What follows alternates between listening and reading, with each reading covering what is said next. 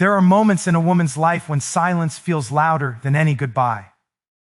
You're left standing in the ruins of what could have been, asking, why would God take away something I prayed so hard for? But what if that heartbreak wasn't punishment? What if it was protection? What if God's no wasn't rejection, but redirection, away from the man who couldn't love you in the way your soul was meant to be loved? Because sometimes divine protection comes disguised as unanswered prayers. When God protects a woman, it rarely feels like protection at first. It feels like pain, like confusion, like the kind of silence that hums louder than any apology ever could. We imagine protection as something gentle, a warm hand over our heart, a soft whisper saying, "You're safe now."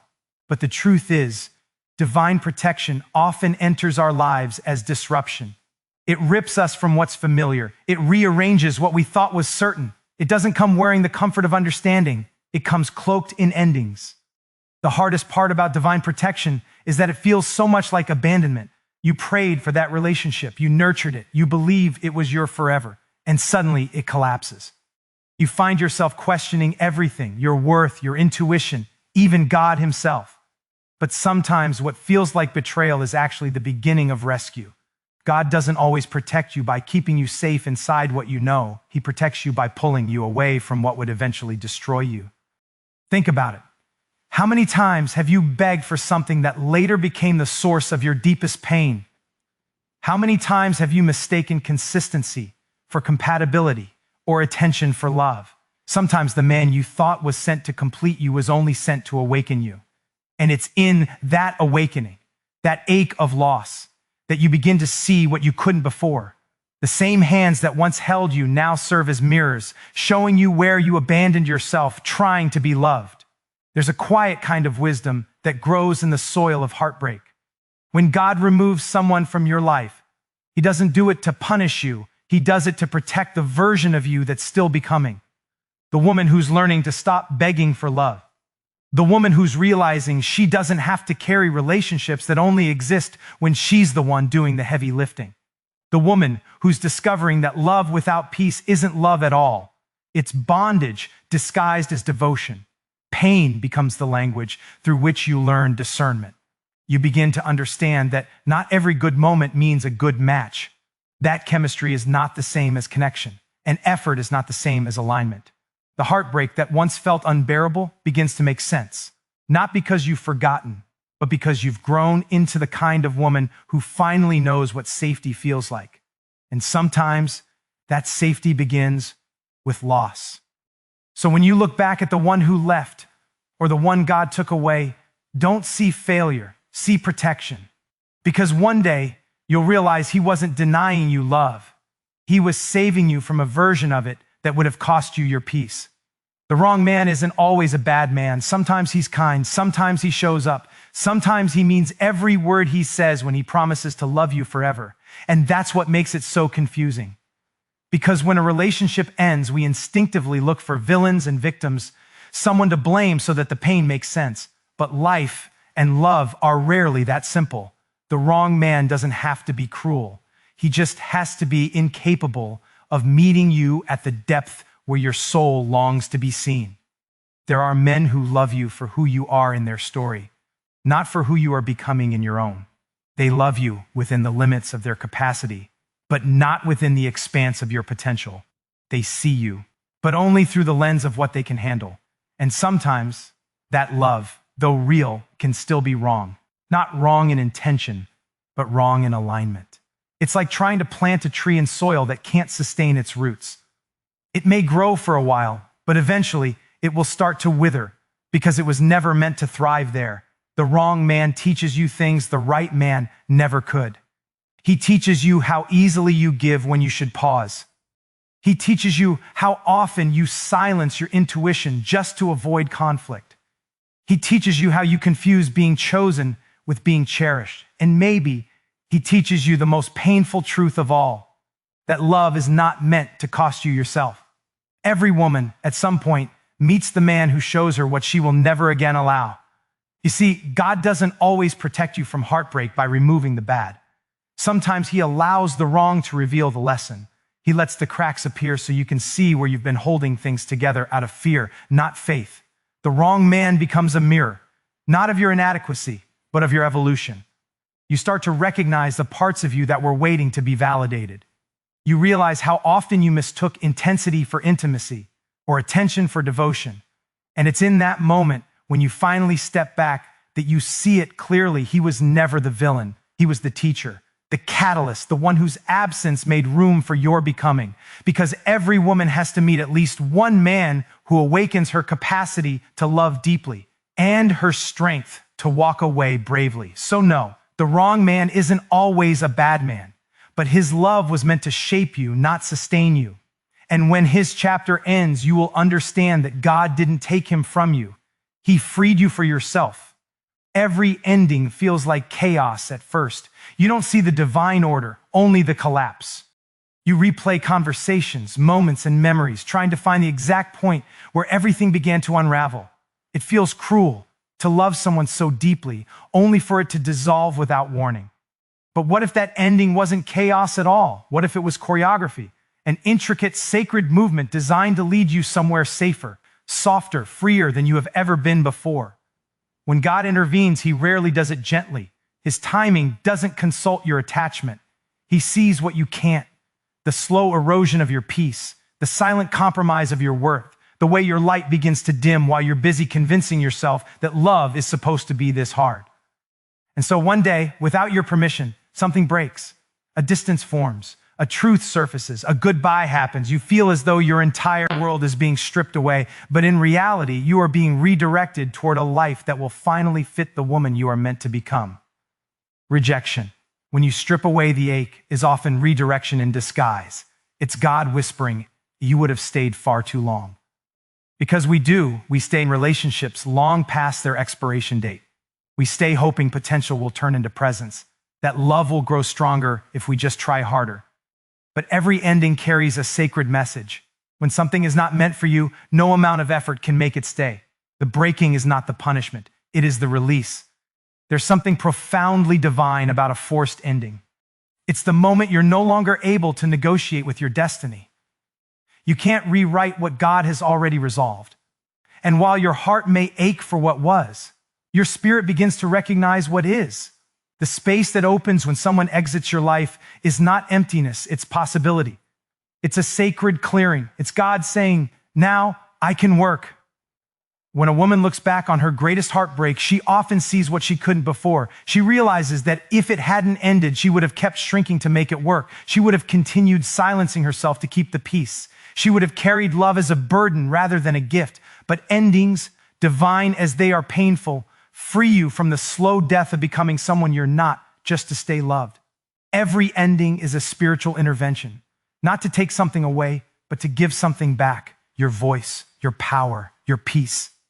And when you finally understand that, you stop asking why it ended and start whispering a thank God it did. Healing is often misunderstood.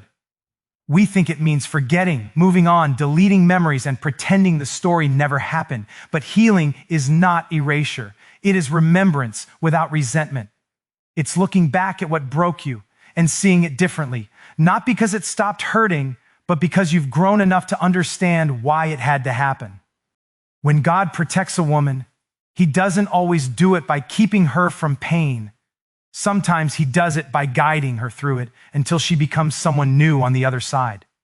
There comes a moment when you realize that healing isn't about getting over him. It's about returning to yourself, because long before he came into your life, you were whole, you were radiant, you were unafraid to dream without apology. But somewhere along the way, in trying to love him, you began to forget what your own peace felt like. You adjusted your boundaries. You softened your truth. You traded small pieces of your freedom for the illusion of stability. And when it all fell apart, it wasn't just the loss of a relationship you were grieving. It was the loss of yourself. But that's where the beauty of God's protection unfolds. In the quiet aftermath, when everything feels shattered, something sacred happens. You start to rebuild, not the relationship, but your relationship with yourself. You learn to be gentle with your own heart, to sit in silence without fearing it, to understand that solitude isn't punishment, it's preparation. You begin to see that the peace you once looked for in another person was always meant to come from within you.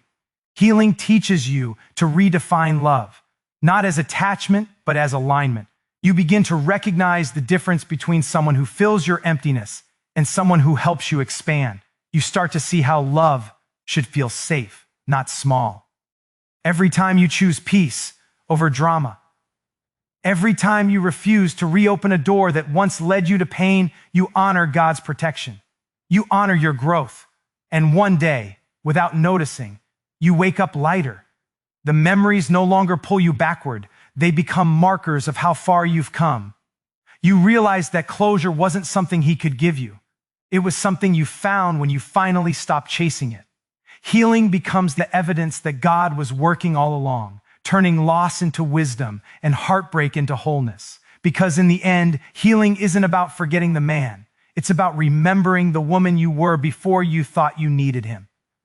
Trusting God when you don't understand His timing is one of the hardest things you'll ever do, because there's an ache that comes with waiting, the kind that doesn't just live in your heart but settles in your bones. You thought by now you'd be past the pain, that the silence would have turned into answers, that the space He left would finally feel like freedom. But instead, you're in between what you lost and what's yet to arrive, between heartbreak and healing, between confusion and clarity. And in that middle place, faith feels less like confidence and more like surrender. We often say we trust God, but what we really mean is that we trust Him when His plan looks like ours, when doors open quickly, when love flows easily, when prayers are answered the way we pictured them. But true trust begins when the story no longer makes sense, when you're forced to release the idea of how your life should have unfolded and instead believe that even in the waiting, God is still working. He's not withholding, He's preparing, not punishing, positioning. You see, sometimes the reason He removes someone from your life isn't because you weren't ready for love, but because you were ready for growth. And growth often comes through solitude. You're meant to sit in that quiet space and learn how to fill your own cup again, to feel worthy without being chosen, to feel seen without being pursued, to find joy that doesn't depend on who's sitting beside you. This is where you rebuild your faith, not in outcomes, but in process. The waiting season, though it feels endless, is sacred. It's where your spiritual muscles are stretched. It's where you learn to listen to God instead of your fear. It's where you realize that timing is not a punishment, but a form of protection. Because if you had received what you wanted when you wanted it, you might have settled for something temporary instead of something true. And while you wait, you start to notice how much lighter life becomes when you stop forcing what's not flowing. You begin to see that the person you lost wasn't meant to be your destination, only your direction, guiding you toward the woman you're becoming. You start to find peace and patience, realizing that what God removes, He always replaces, but never with less. So even when it doesn't make sense, even when your heart aches for what's gone, hold on to this truth. God's timing isn't late, it's precise. And one day, when it all finally unfolds, you'll understand why He made you wait. When God removes the wrong man, it's never just an ending, it's preparation. It's the quiet clearing of space for something purer, deeper, and more aligned with who you are becoming. Because the right love cannot enter a heart still occupied by what was never meant to stay. Sometimes God has to empty your hands so you can receive what's truly yours. The pain of letting go isn't proof of loss, it's proof of transformation. You are being shifted from attachment to alignment, from yearning for love to being ready to receive it. The man who is meant for you will not arrive to complete you. He will arrive to meet you, and He will meet you where you've healed, not where you've been broken. He won't mistake your strength for a threat or your independence for distance. He will see that your softness isn't weakness but courage, the kind that was refined in the fire of everything you've survived. When God protects a woman from the wrong man, He's not just removing a relationship, He's protecting the version of her that's still learning how to be fully seen. You see, the wrong man needed you to prove your worth. The right one will already know it. The wrong man took from your peace. The right one will protect it. And that's how you'll know. Not by how loudly he loves you, but by how quietly you feel safe with him. The right man won't ask you to shrink so he can feel tall. He will rise to meet you where your spirit already stands. He will not be intimidated by your past. He will be inspired by your resilience. But before that kind of love can arrive, you must first make peace with the space between what was and what will be. God doesn't rush the process because real love requires readiness, not perfection, but wholeness. And wholeness doesn't come from being loved by someone else. It comes from learning to love yourself as God does, without condition, without fear, without apology. The moment you begin to live from that place, you stop searching for love that fills a void and start attracting love that mirrors your growth. And one day, when he does arrive, it won't feel like fireworks or chaos. It will feel like exhale, like coming home after being lost for too long. You'll understand why every door before him had to close, because had they stayed open, you would have missed this one. When God protects a woman from the wrong man, he's already preparing her for the one who will never need protecting from her love.